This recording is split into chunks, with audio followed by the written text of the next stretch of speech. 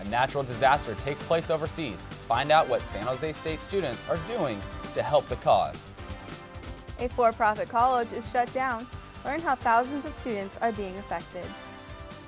I'm Kayla Novak, your Update News meteorologist, and when we come back, we'll have your forecast. Update News starts now. From the School of Journalism and Mass Communications at San Jose State University, your source for what's happening with a fresh perspective on today's issues. You're watching Update News. Hello and welcome to Update News. I'm Samantha Rodgers. And I'm Dustin Dorsey. Thanks for joining us. San Jose State is helping the victims of the devastating Nepalese earthquake. The 7.8 magnitude quake Saturday killed more than 5,000 people and injured countless others. Let's take a look now at footage captured on Mount Everest.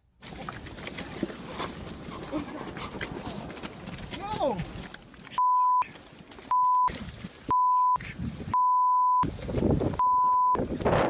A German mountain climber captures these shots on Mount Everest Saturday as a wall of snow came toward him in base camp. This was just one of the unforgettable scenes from the major earthquake and resulting avalanches hitting Nepal.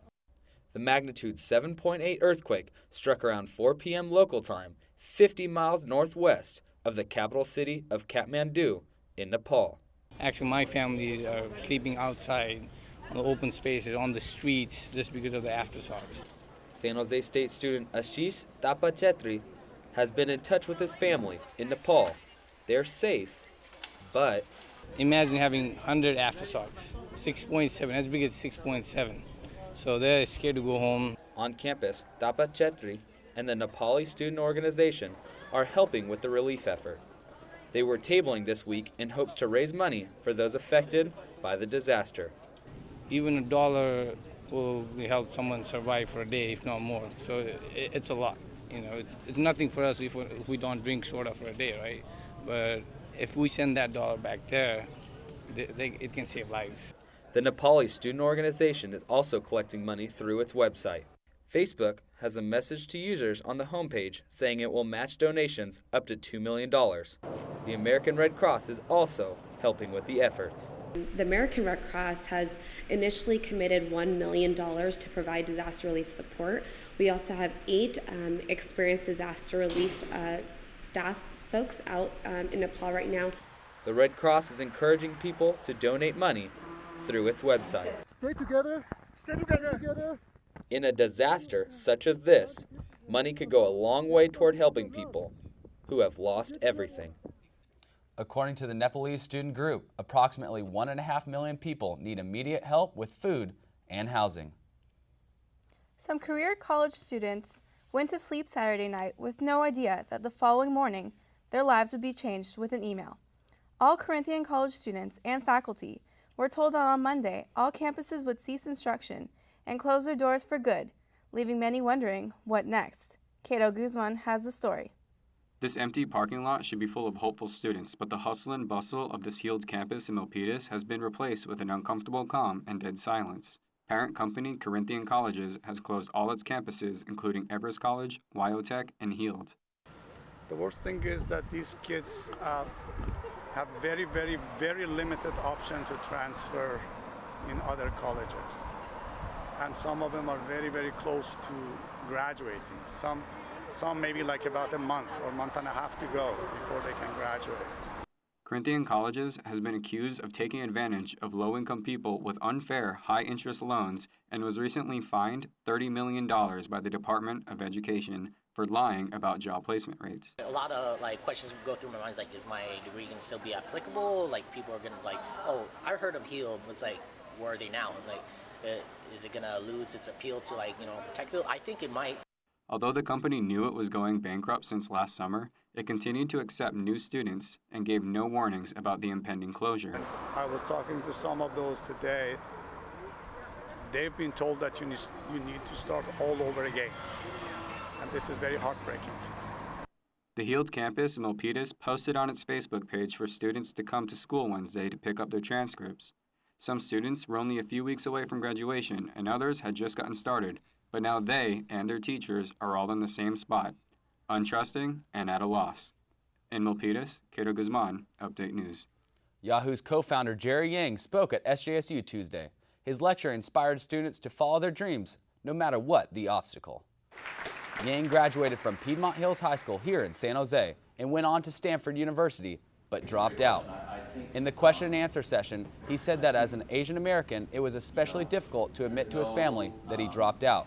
Yang spoke about the start of Yahoo, his success, and his new focus on higher education. A lot of affection for San Jose, being a native. So to be here and tell my story and hopefully get other people excited about what they can accomplish if they just put their mind to it, it's really been my honor and privilege.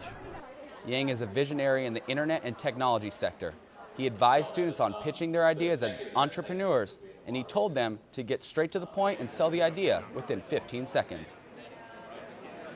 Even though this semester is wrapping up, there are still scholarships available for students. The Financial Aid Office encourages students to apply, apply, apply. Scholarships can help students ease off the hours of part-time jobs or decrease loans. The office administers 3 types: campus, department, and private scholarships.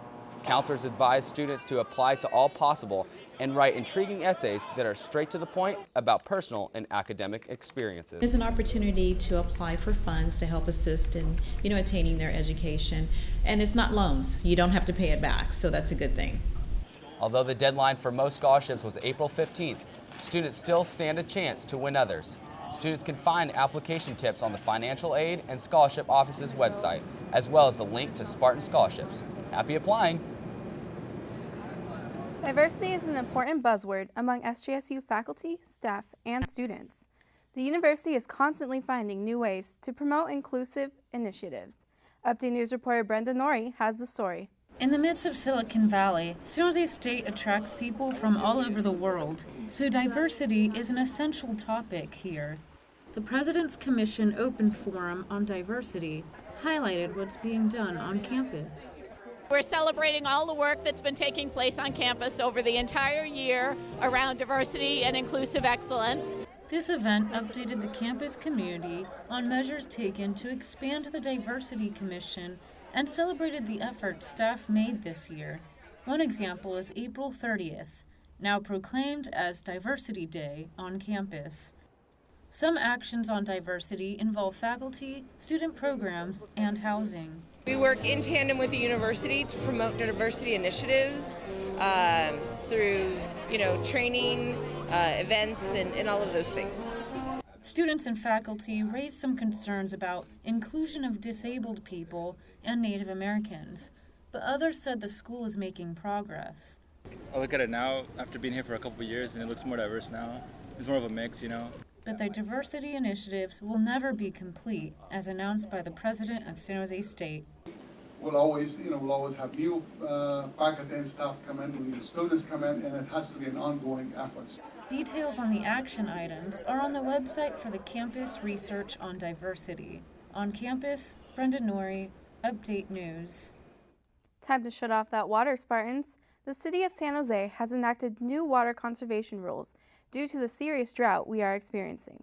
The rules apply to all residents of San Jose, as well as all businesses and industries, regardless of where they receive their water. Taking effect immediately, outdoor landscaping that requires sprinklers can be watered only 2 days a week, before 10 a.m. and after 8 p.m.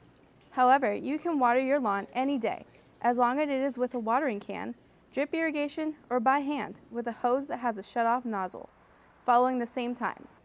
Spokesperson for the Santa Clara Valley Water District, Colleen Vals, says these rules correlate with a 30% water reduction usage passed by both San Jose. In order for us to really protect our groundwater and keep the land surface from sinking because of overdrawing groundwater, we really need that 30% reduction. Failure to comply with these rules may result in a fine of $160 from the city of San Jose.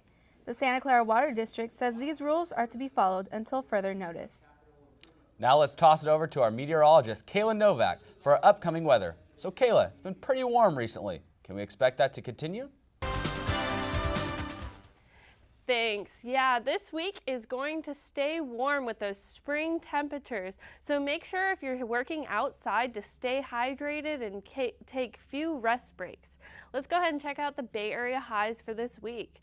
This week is going to be a little bit cooler than last week with mid-80s in Sacramento, low 80s in North Bay, low 60s in San Francisco, mid-60s in San Mateo, high 60s in Santa Cruz, and low 70s in Hayward. Let's go ahead and check out the low temperatures for this week. Low 50s in Sacramento, high 40s in North Bay, low 50s in San Francisco, low 50s in San Mateo, high 40s in Santa Cruz, low 50s in Hayward. Let's go ahead and check out San Jose. This week, we have a 3-day forecast. Sunday, 75, low of 50. Monday, 74 with a low of 49. And Tuesday, high of 72 and low of 50. Thanks, and back to you in the studio. Thanks, Kayla. When we come back, we'll have Brenda Norrie here for Arts and Entertainment. We'll show you how students are joining together to create unity through Latino traditions. Also, students say aloha to an annual tradition. We'll show you why. And find out how Family Feud is winning over Spartans this week. Stay with us. Update News. We'll be back in a moment.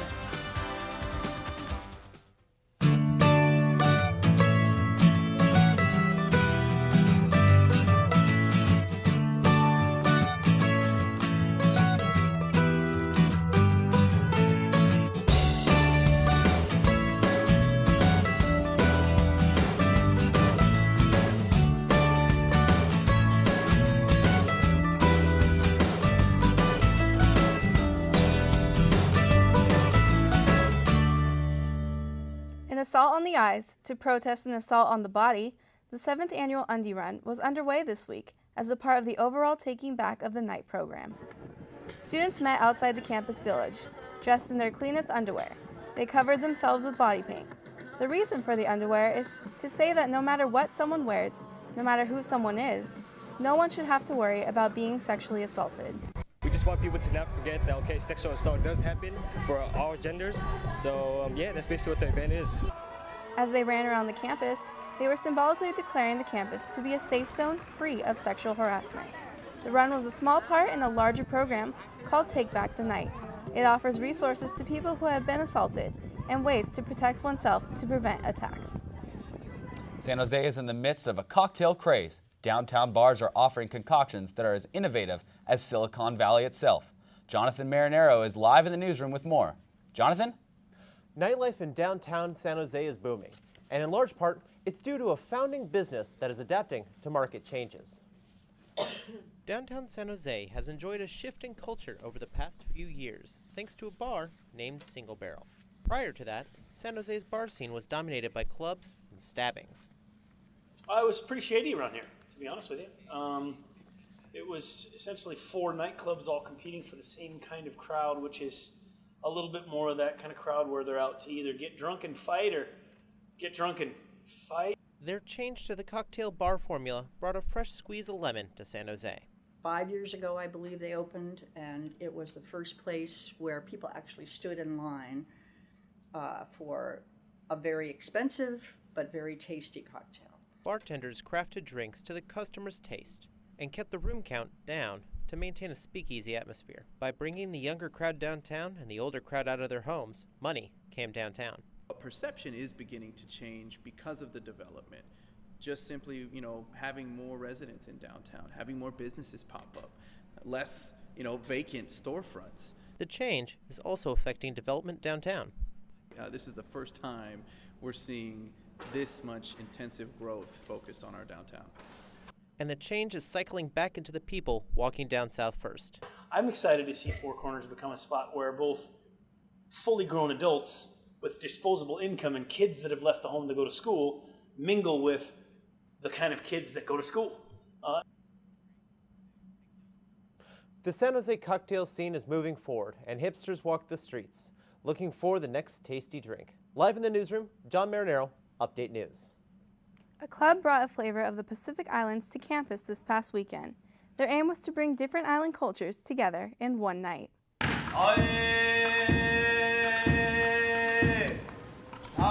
SJSU's Pride of the Pacific Islands presented its 15th annual luau to their friends, family, and community supporters last weekend. Members had been practicing since November of last year to put on this 3-hour show. The member performances include several dances that celebrated the cultures of Hawaii, Tonga, Fiji, New Zealand, and Samoa. I like to think of pride as a mosaic. You know, we're all made up and we come from different backgrounds and cultures, but when we come together, we create something beautiful, and through Polynesian dancing. The group shared a goal of teaching the audience about the differences in the art of dancing that each Polynesian island cherishes. The audience even learned some dance moves.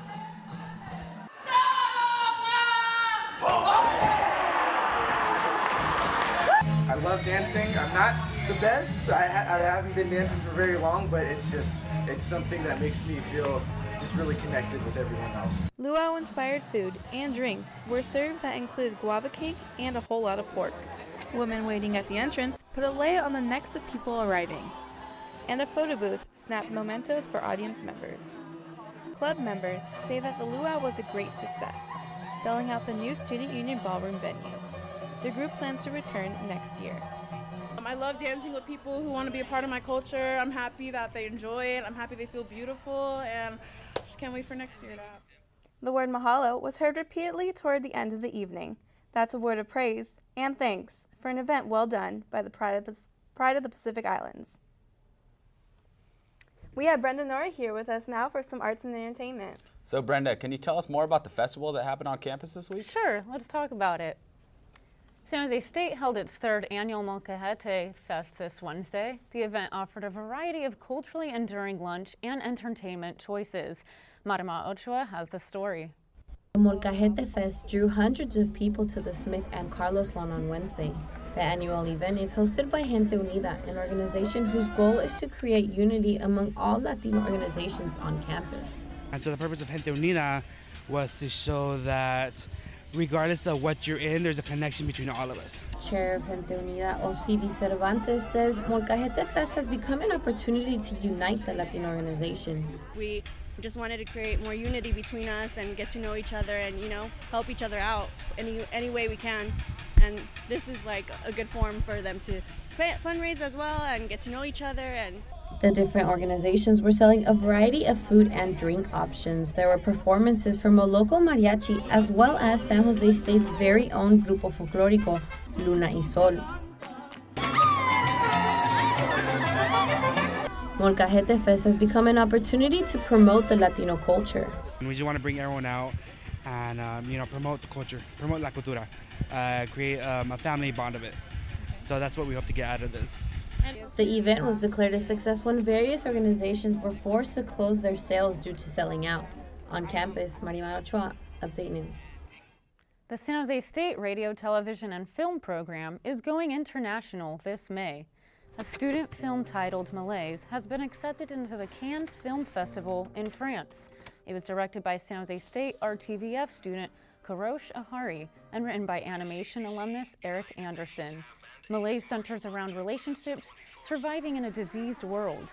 The film follows a man and his struggles in a world plagued by a Spanish flu. It's kind of like a dream come true because we're finally going to get exposure for like all of our hard work on this film, and yeah, it's a big thing.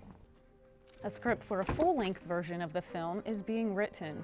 The hope is for a distributor to fund a feature-length film.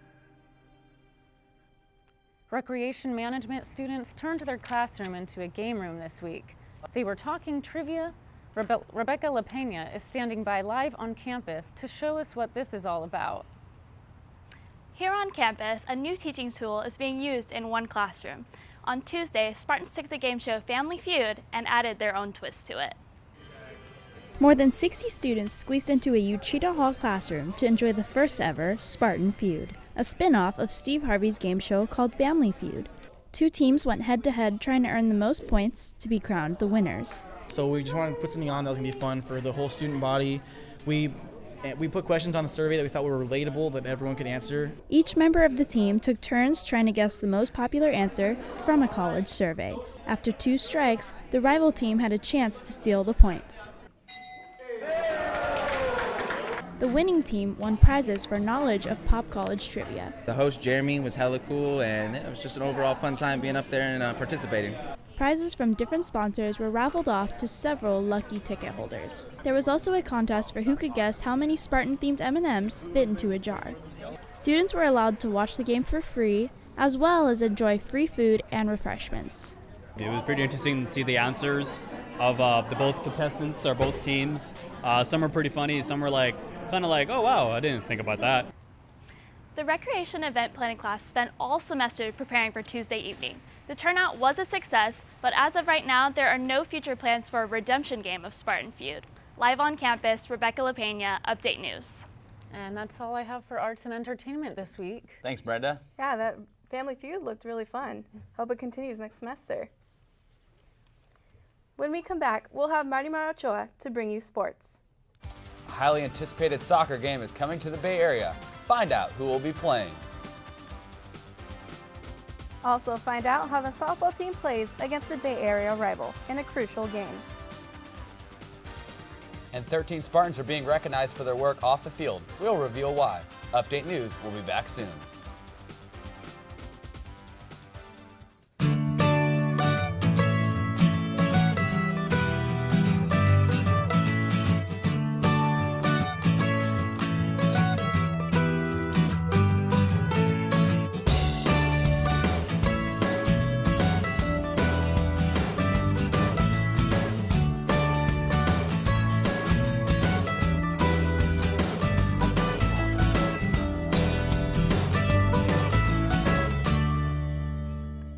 Marimar Ochoa with us now to bring you the latest on sports. Thanks, guys. Let's kick this off with some soccer.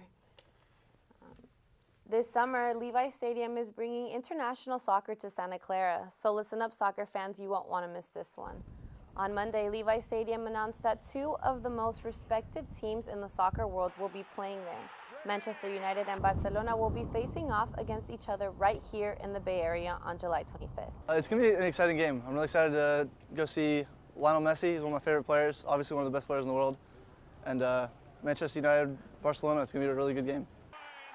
The match will put two of the most lethal soccer clubs against one another. Barcelona and Manchester United will do everything in their power to make sure their team takes the win. The softball team is on the verge of losing any chance of making it to the NCAA tournament. David Taub is standing by live on campus with the story. David? Marimar. The Broncos came out swinging and jumped to an early lead. The Lady Spartans put up a valiant effort, but just simply got things going a little too late. The Santa Clara Broncos got off to a hot start, scoring 4 runs in the first 2 innings. And they kept their foot on the gas through the 4th. But that's when San Jose State got into the game. They just jumped on us. We didn't turn up from the get-go today, so they just jumped on us when we weren't up. And then by the time we turned up, it was too late. The Spartans started to get the bats going in the 4th when Emma Ensminger drove in San Jose's first run. The Spartans fought back hard, scoring 6 runs in 3 innings and getting within 1 run of tying it up. But it was just too little too late, and the Spartans left the tying run stranded in the 6th. We're battling right away. We kind of waited a little bit to start battling today, so as long as we come ready to play, we'll be ready to win. SJSU is ranked 2nd in the Mountain West Conference, right behind Fresno State, entering the home stretch of the season. If the Spartans have any hope of making the NCAA tournament, they will have to go on a real winning streak. Got to win every game that's in front of us, and we got to start with Friday. We can't look any further than Friday. We'll be fine. We have a good ball club. The loss last Sunday against UNLV really hurt the Spartans' chances of getting into the tournament. However, if they win the remainder of their games and Fresno State drops one, they still have a shot of getting into the big show. Live on campus, David Taub reporting.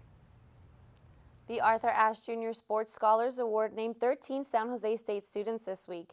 It's a record number for this nationwide award, recognizing student athletes for their accomplishments.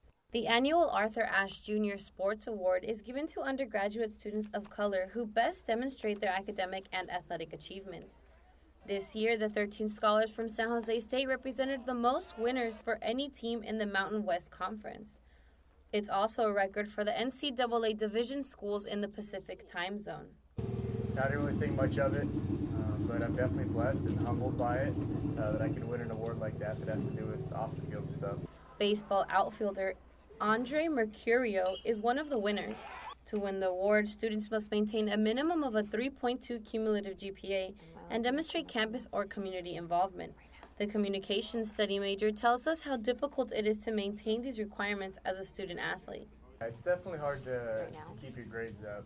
In the off season, it could be a little bit easier. We have more time. Our schedule is a little bit more flexible, but during the season, especially, we play almost a 60-game schedule. It seems like we're missing classes almost every week. The winners are from 8 different sports on campus. Besides Mercurio, there's Jalen James and Terea Cunningham from basketball, Tim Crawley from football, Jasmine Holmes and Gabrielle Cambour from gymnastics, softball's Aaron Rodriguez, swimmers Kayla Nakamoto, Linnea Baldino, Morgan Miller, and Taylor Solorio, and track and field twin sisters Brianna and Rebecca Garcia. Ash was an African-American tennis great. All U.S. college and universities are invited to participate in the program by nomination and outstanding sports scholars. Well, that's all we have for sports this week. Thanks, Maddie. That's great for all those athletes. Congratulations to all of them. Now let's check in with the Spartan Daily reporter, Anastasia Rakova, to get a preview into upcoming Spartan Daily issues. Thank you, Sam. This week, the Spartan Daily will have coverage of SGSU Professor of Biological Sciences Julio Soto's Presidential Award for Excellence in Science, Mathematics, and Engineering Mentoring by the White House and TEDx SJSU. A profile on SGSU Hip Hop Club will be featured in the Arts and Entertainment section. For the Opinion section, Christian Ponce talks about the return of the anime Dragon Ball series, and Jeremy Cummings tackles cyber implants. For the Mac Lundstrom Newsroom, I'm Anastasia Rakova. And that's all we have for this week's edition of Update News. From all of us here, thanks for joining us. See ya.